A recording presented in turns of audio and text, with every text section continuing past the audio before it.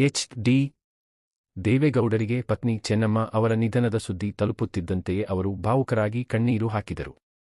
ಹಲವು ದಶಕಗಳ ಕಾಲ ಜೀವನ ಸಂಗಾತಿಯಾಗಿ ಜೊತೆಯಾಗಿ ನಡೆದ ಚೆನ್ನಮ್ಮ ಅವರ ಅಗಲಿಕೆ ದೇವೇಗೌಡರ ಕುಟುಂಬಕ್ಕೆ ತುಂಬಲಾರದ ನಷ್ಟವಾಗಿದೆ. ಈ ದುಃಖದ ಸುದ್ದಿಯನ್ನು ಕೇಳಿದ ಕ್ಷಣದಿಂದಲೇ ಕುಟುಂಬದ ಸದಸ್ಯರು, ಬಂಧುಗಳು ಮತ್ತು ಆಪ್ತರು ಶೋಕದಲ್ಲಿ ಮುಳುಗಿದ್ದಾರೆ.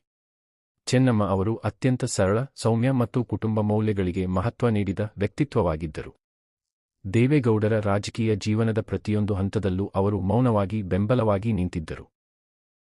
ಸಾರ್ವಜನಿಕ ಜೀವನದಿಂದ ದೂರವಿದ್ದರೂ ಕುಟುಂಬವನ್ನು ಒಗ್ಗೂಡಿಸಿ ಎಲ್ಲರ ಪ್ರೀತಿ ಮತ್ತು ಗೌರವವನ್ನು ಗಳಿಸಿದ್ದರು.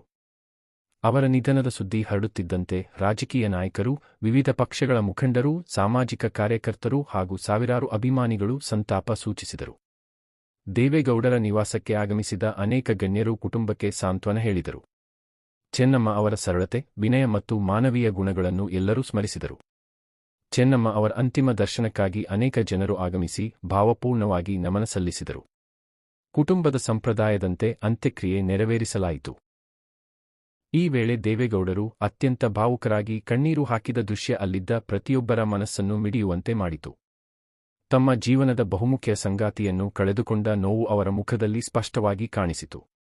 ಚೆನ್ನಮ್ಮ ಅವರ ಅಗಲಿಕೆ ದೇವೇಗೌಡರ ಕುಟುಂಬಕ್ಕೆ ಮಾತ್ರವಲ್ಲ, ಅವರನ್ನು ಗೌರವದಿಂದ ಕಂಡ ಎಲ್ಲರಿಗೂ ದೊಡ್ಡ ದುಃಖವನ್ನುಂಟು ಮಾಡಿದೆ. ಅವರ ಆತ್ಮಕ್ಕೆ ಶಾಂತಿ ಸಿಗಲಿ ಎಂದು ಸಾವಿರಾರು ಜನರು ಪ್ರಾರ್ಥನೆ ಸಲ್ಲಿಸುತ್ತಿದ್ದಾರೆ.